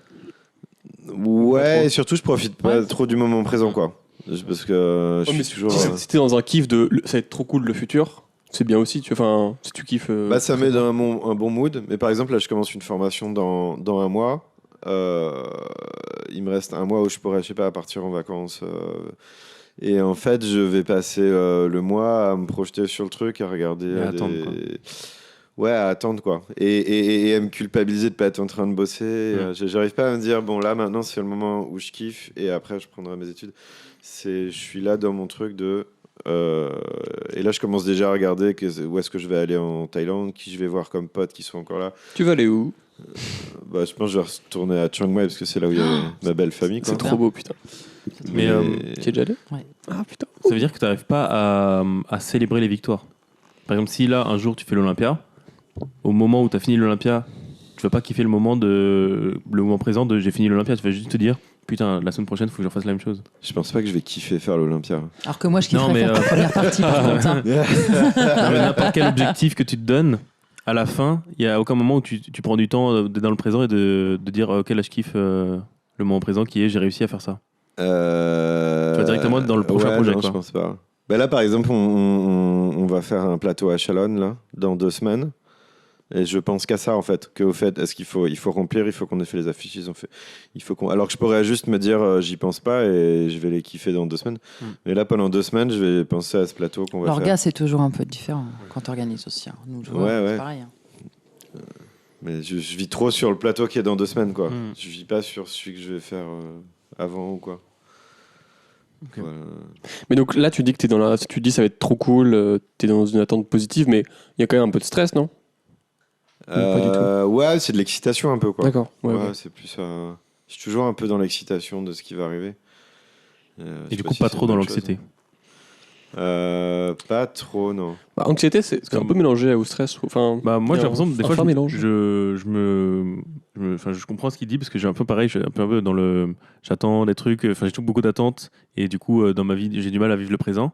Sauf que moi, au lieu d'être pressé du truc du futur, j'angoisse du truc du futur. Ah ouais. Si, ça peut m'arriver un peu, mais plus positif. Moi, l'anxiété, elle est plus sur le moment présent. C'est-à-dire, par exemple, je suis hyper agoraphobe, tu vois. Genre, je peux devenir hyper anxieux parce qu'il y a la queue à la caisse ou parce qu'il y a du monde dans un métro, quoi.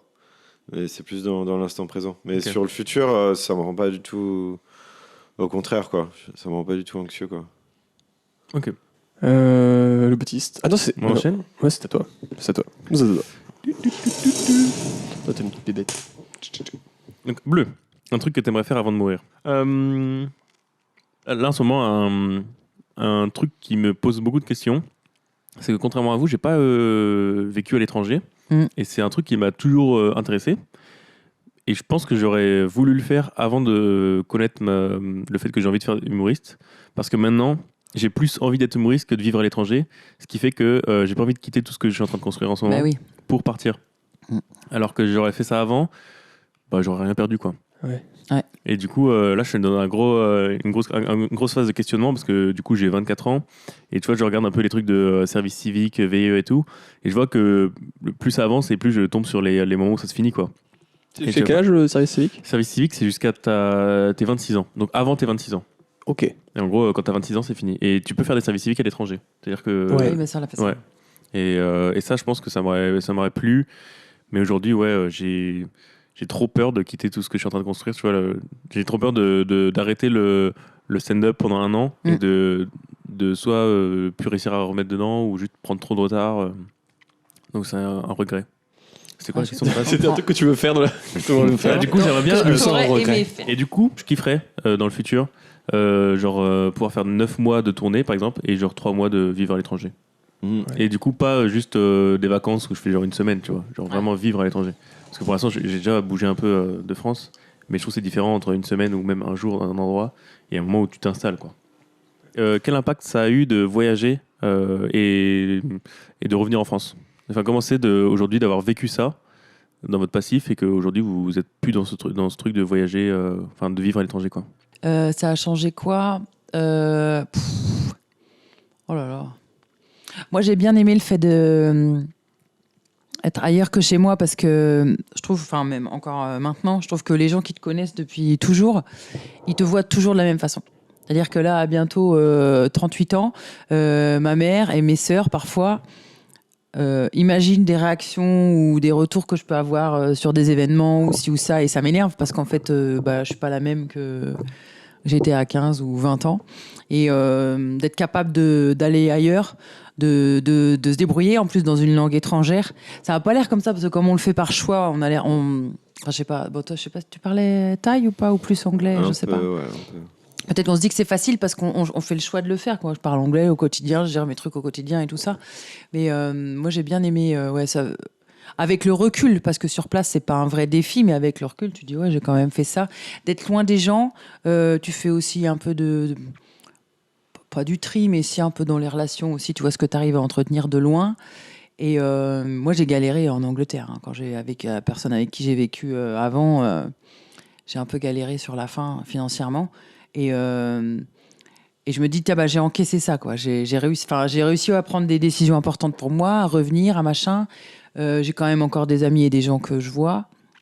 J'ai apprivoisé une chèvre angora dans un de mes boulots. Moi, j'aurais jamais fait ça ailleurs. C'est pareil, débile, mais j'ai bossé dans un parc animalier, j'ai bossé dans un fish and chip.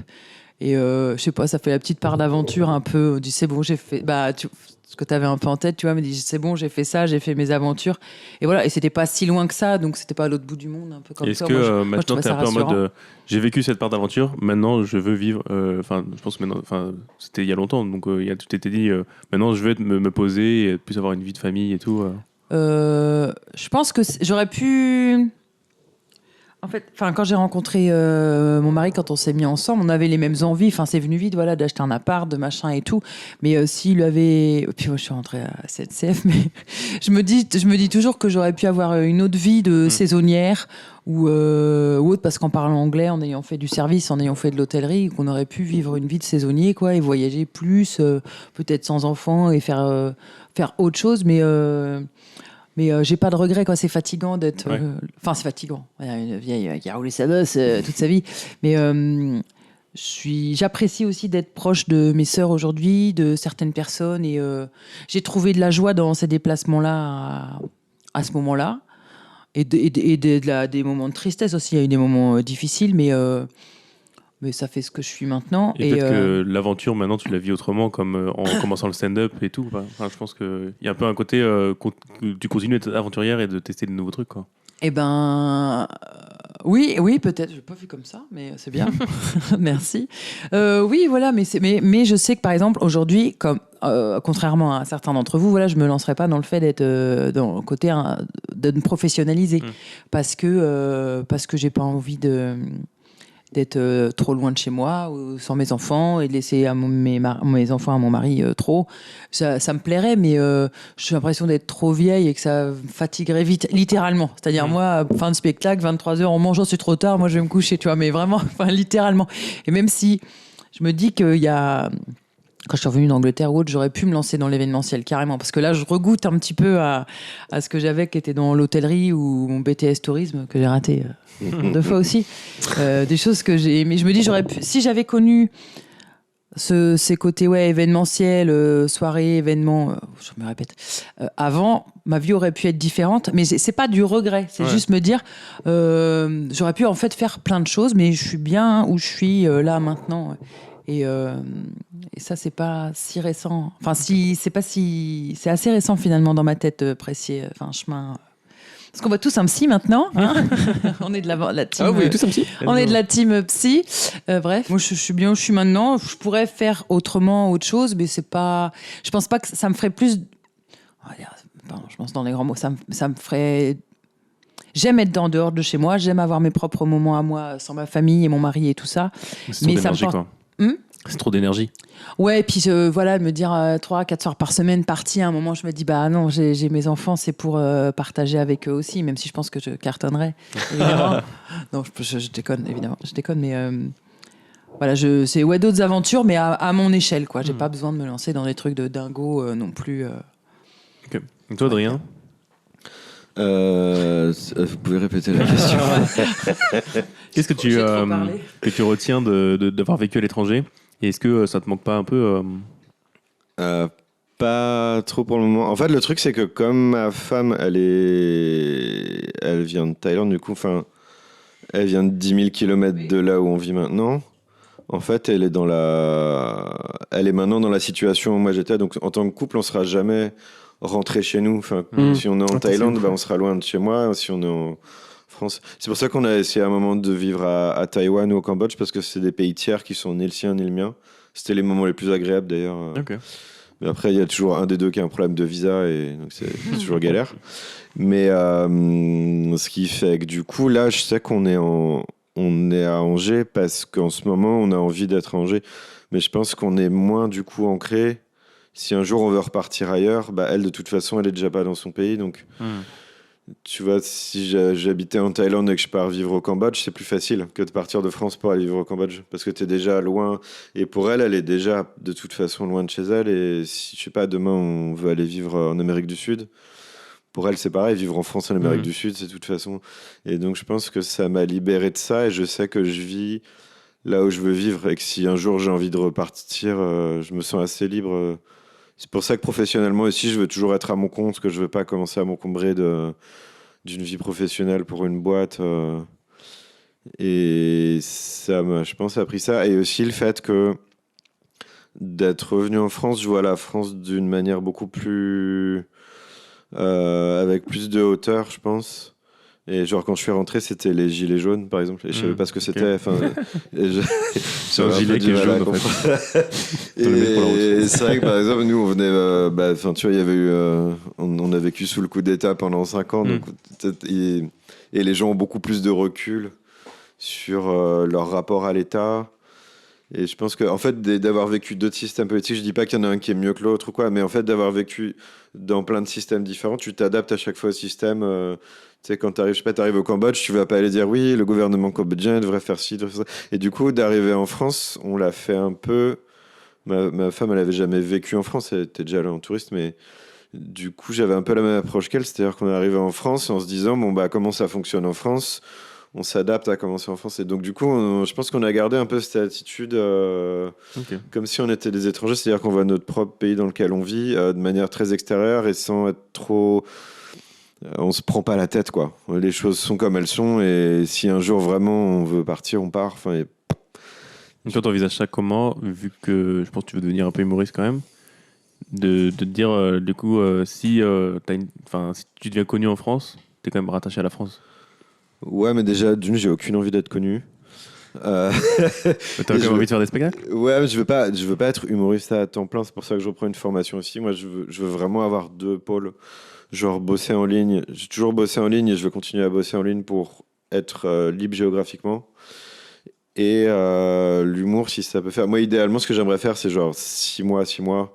Tu vois, 6 mois en Asie, 6 mois en France. Et du coup, si je peux jouer 6 mois en France et passer 6 mois en Asie à écrire et à continuer à bosser en ligne, ce serait l'idéal. Après, ça se passe jamais comme on veut, mais je veux pas dépendre de. Comme je veux pas avoir un job avec un bureau et un endroit fixe, je veux pas non plus dépendre de. Tel jour tu dois être à Lille pour jouer là, tel jour je veux que si je joue, c'est parce que j'ai décidé d'être là à tel moment.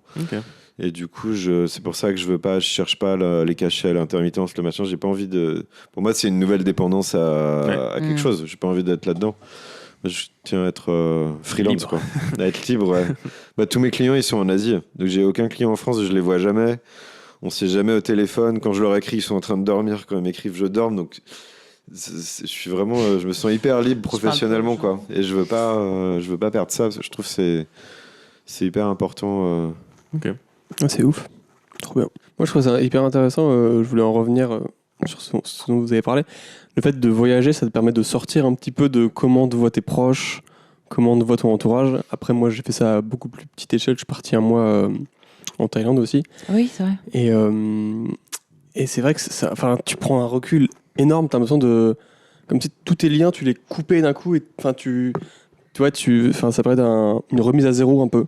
Tu montres ce que tu veux de toi. Ouais, c'est ça. Ouais. Et c'est assez ouf. Et du coup, tu te rends compte aussi de comment t'étais avant et de ce que t'as perdu. Et c'est hyper. Enfin, je trouve que ça fait beaucoup de bien de faire ça, quoi.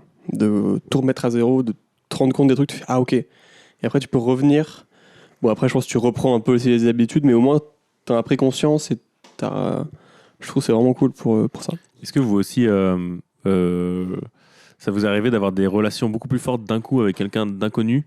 Par exemple, de dire en tout cas des choses très intimes avec quelqu'un d'inconnu, parce qu'en fait, tu te dis, je peux être 100% moi-même, mais de toute façon, je ne le reverrai jamais, plutôt qu'à des proches que tu connais depuis genre, des années. Bah moi, mon ex avant mon mari était anglais aussi. Je bossais dans un village vacances et je l'ai pas vu de l'été. Le gars, je l'ai jamais croisé de l'été et je le croise le dernier soir et on se raconte nos vies, mais d'une façon de dingue. Et il a. Comment j'ai fait? Et j'ai filé mon mail. Enfin, j'ai dit à ma sœur de lui filer mon mail et on s'est écrit pendant, je sais pas, un an. Un peu plus d'un an, mais des mails à se raconter notre vie et tout ça. Puis 1 an et demi après, je suis allée habiter avec lui, je l'avais vu une fois. Ah, c'est ouf. Enfin, je suis retournée entre-temps le voir et tout, mais ma mère n'a rien compris. Et je suis allée, alors ça a duré 15 mois sur place, mais voilà, pour différentes raisons, mais j'étais sûre de moi, quoi. J'étais, non, j'y vais. Ouais, je comprends. Ouais. Je vais rebondir sur un truc que tu as dit, Pierre. Rebondis. Hein Non, pardon, rebondis, pardon. Oui. Non, tu disais que ça te permet quand tu pars quelque part de prendre de la distance et de recommencer un peu à zéro les choses et tout. Et j'ai rencontré pas mal de gens qui étaient là-dedans, mais genre dans l'excès, dans une espèce de fuite en avant, ils arrivent dans un pays, leur vie, ils trouvent que leur vie est merdique, ils changent de pays, ils disent c'est formidable. Ils reconstruisent une nouvelle vie qui devient merdique, ils rechangent de pays. Et t'as des gens comme ça qui font le tour du monde en pensant que leur vie sera moins merdique au pays d'après, quoi. Et c'est un danger aussi dont il faut être vite conscient quand tu pars, de te dire où que tu partes et d'où tu viennes. Je pense qu'il y aura toujours une période un peu où quand tu découvres un nouveau pays, tu découvres que les trucs cool et tu vois pas les trucs chiants. Donc tu te diras toujours c'est vachement bien ce nouveau pays. Et du coup, il y a des gens qui sont accros à ça, quoi. Ouais. Et c'est exactement ce que j'ai vécu. Mon premier chômage, je m'étais dit, vas-y, là, je quitte mon taf. En tout cas, mon contrat s'est terminé. J'en profite, je pars en voyage et je veux vivre à l'étranger et tout. Et j'étais vraiment convaincu de ça parce que je voulais aller à l'étranger parce que j'ai fait des vacances et tout, c'était cool.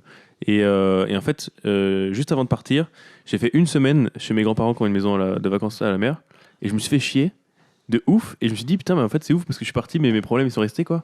Ouais. Et je me suis dit, putain, si c'est ça en France, qu'est-ce que ça va être à l'étranger? Sauf que, genre, quand tu pars 6 mois en Nouvelle-Zélande, je sais pas, c'est un choix beaucoup plus important.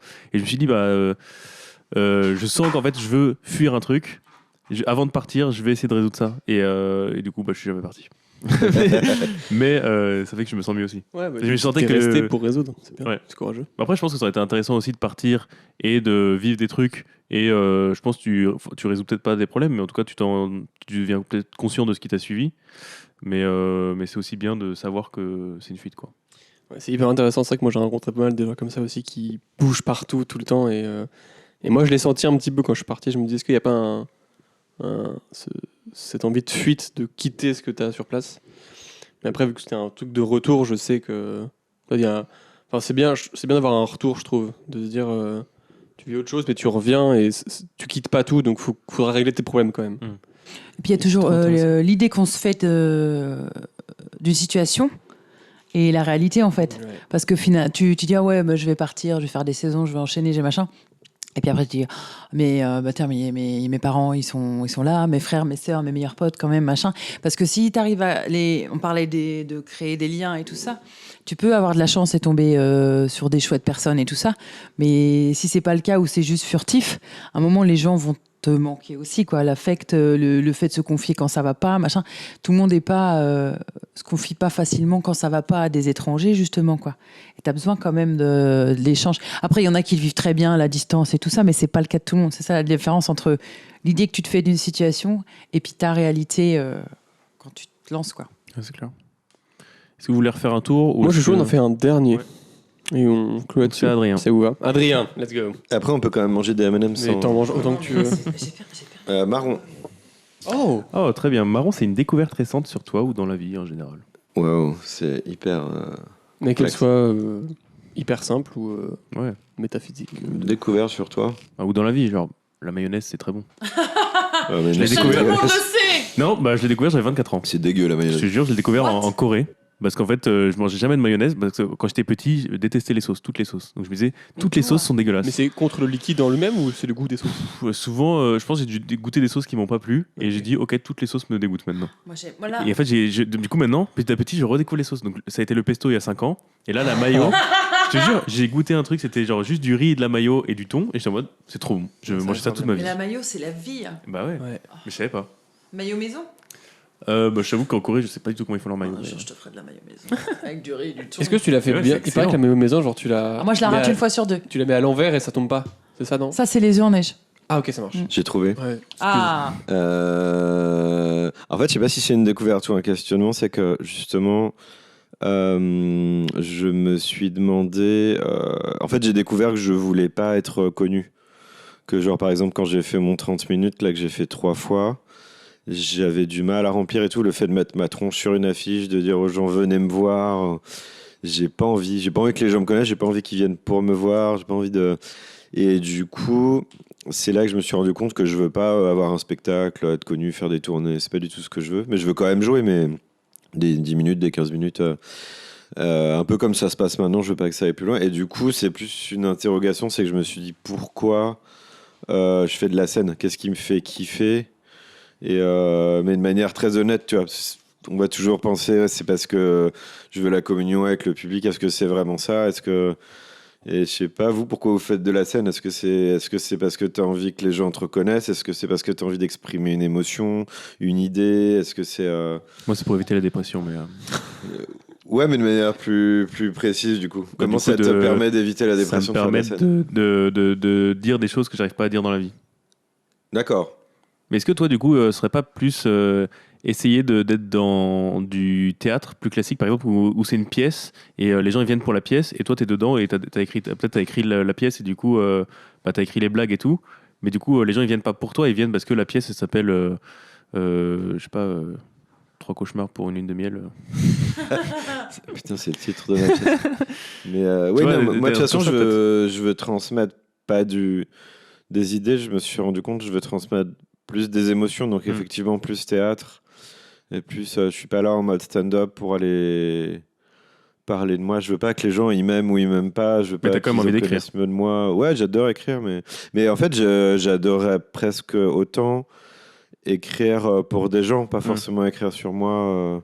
Après, il faut trouver le business model, parce qu'écrire Bah. sur des gens, si tu passes 20 heures semaine pour écrire pour des gens et que... Ça s'appelle être co-auteur quoi. Ouais, mais sauf que je trouve que le milieu a a énormément changé.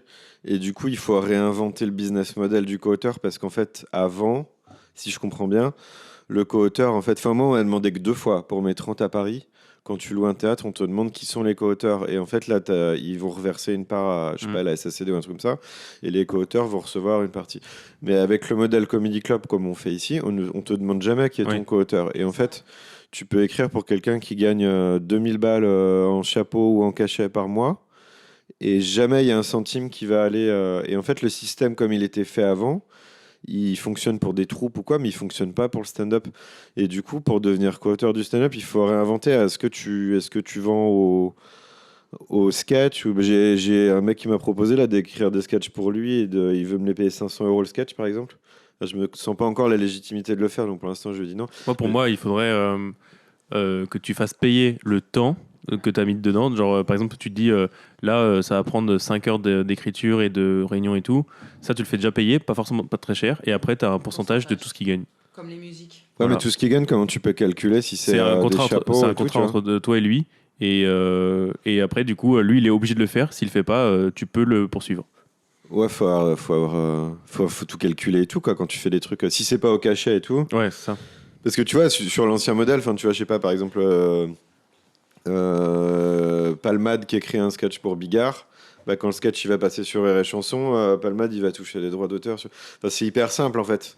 Tout est calculé. Nous, c'est quand même vachement. Je sais pas. Parce qu'avant, tout était déclaré, maintenant, rien n'est déclaré, c'est ça que tu es en train de dire? D'une, il y a ça, mais même quand c'est déclaré, là, je veux dire. Le moins cadré, en fait, c'est ça. Là, on fait des trucs aux factures. Par exemple, là, je viens de facturer pour le ACC. Je lui facture mon passage. Ils m'ont jamais demandé si j'avais un co-auteur. Et l'URSSAF m'a rien demandé non plus. Non, mais du coup, tu peux. C'est beaucoup plus compliqué en fait. Et du coup, moi j'aimerais bien à la limite devenir auteur, mais je me dis, si je bosse 20 heures par semaine pour quelqu'un, ou pour 2-3 personnes pour écrire pour eux, quel contrat tu fais? Après, tu peux déposer tes textes et si eux ils les jouent, ils sont obligés de reverser un truc à la SACEM, non? Ouais, mais ça, c'est que si c'est. Non, en fait, c'est le théâtre qui reverse à la SACEM. Ah, ok. Et en fait, nous, on le fait jamais. Enfin, les théâtres où on joue, je veux pas donner de nom, machin, je sais pas ce qui est dans les règles ou pas dans les règles, mais les théâtres où on joue, ils ont jamais reversé de droits d'auteur à la SACD ou à la SACEM. Je sais pas exactement comment ça fonctionne, donc je veux pas dire de conneries. Ouais. Mais en tout cas, on n'utilise pas du tout ces canaux-là. Et est-ce que tu as du coup fait des démarches pour rencontrer des auteurs et savoir comment ça fonctionne ce milieu? Non, pas du tout, je suis pas du tout dans ce truc. Parce que j'ai vu que par exemple l'Académie de l'humour là, eux ils ont ils font plein de formations du coup avec plein de gens professionnels et ils font un moment un cours avec la SACEM, ils font des cours avec des auteurs et du coup tu vois, je pense rencontrer des gens qui sont dans le milieu peut te permettre de te dire ah ok c'est comme ça que ça fonctionne. Après, le truc, c'est que je pense que c'est très différent à Paris. Je te dis, moi, les 2 seules fois où on m'a demandé mes auteurs, c'était à Paris. Ouais. C'est que quand tu loues un théâtre à Paris pour jouer toutes les semaines, là, ça va être automatique. Alors qu'à Angers, ça se passe pas du tout comme ça. À Nantes, je sais pas comment c'est. Mais à Angers, je sais pas vous, moi, on m'a jamais demandé qui étaient mes auteurs à Angers. Et après, c'est pas un problème, c'est juste qu'il faut réinventer la manière. Moi, on m'a rien demandé. Déjà, on m'a même pas de jouer. non, mais en fait, je vois pas ça comme un problème à me plaindre ou quoi, mais je me dis que il faut réinventer un business model. Est-ce que tu fais payer au sketch? Est-ce que tu fais payer à l'heure? Et du coup, tu renonces à tes droits d'auteur, mais tu fais payer un forfait, je sais pas, de relecture ou de brainstorm ou. Parce qu'en fait, quand on est entre potes et tout, tu peux le faire 2-3 heures par semaine, c'est cool, mais si tu dis je vais en faire mon métier. Oui. Et je veux plus trop monter sur scène, mais 30 heures par semaine, je vais écrire pour les autres. Tu peux pas le faire gratuitement, et à un moment donné, il faut que parce que la personne qui va jouer avec ton texte derrière, elle va quand même gagner de l'argent. Et t'as pas envie d'essayer de faire du coup autre chose que de la scène, dans le sens où c'est beaucoup plus cadré, par exemple pour des chroniques télé ou des chroniques radio? Ah, j'adorerais faire des chroniques radio. Parce que je pense que là-dedans, il y a beaucoup de gens qui sont, on le sait pas forcément, mais qui ont des co-auteurs. Parce que si c'est genre t'as des chroniques tous les jours, même si c'est la même personne qui le lit, c'est pas forcément la même personne qui l'a écrit, tu vois. Et là, du coup, t'es obligé de déclarer. Mais ça, j'adorerais. Après, est-ce que j'ai pas encore peut-être l'expérience nécessaire et le réseau et le. Okay. C'est plus un rêve plus tard, un jour. On verra. C'est bien. On arrête là? Ça vous a plu? Eh ben, c'était vachement rigolo. C'est comment pour On a Dahak un max là. Dahak, c'est quoi Dahak? Ah oui, Dahak, c'est rigoler en jeune. En jeune. Voilà. Dahak. C'est pour un jeune. Je crois que c'est en arabe. Dahak le sang. Ouais. Wesh. Attends, je l'ai Tej, on a trop d'ahak. Tej, on disait déjà, nous. Ouais, Tej, ok. déjà. Ouais. Ouais, les boomers, on dit ça. Ouais, vous avez bien d'ahak, ça va? Ça va d'ahak. Wow. Non, mais c'est le Dahak, ça me. Ouais, bon. non. Est-ce que t'as kiffé? Est-ce que t'as gaulerie? T'as kiffé, tout t'as bien ça aimé? Oui, j'ai kiffé. Et toi, Adrien, t'as kiffé? Ah, j'ai kiffé et j'espère vraiment que ça permettra de vendre l'appartement de. Merci. À partir du 13 octobre, sans frais d'agence. Let's go. Sur le bon coin ou Oui, ça va d'accord. venir. Oui. Faut qu'ils partent. Bon, je suis très chaud, on met le lien dans la Mais description. non, mais les gars, trop après, c'est chaud, mec. barbecue, karaoké à la baraque, il y aura tiercé derrière, les Je gars. suis trop chaud. Bon, Eh ben, bon, super. on se quitte là-dessus? Oui. Au revoir. Bye Ciao. bye. Nous c'est Pierre et Aimé. C'est à moitié préparé, Pareil. mais on va bien s'amuser. C'est le Zigzag Podcast.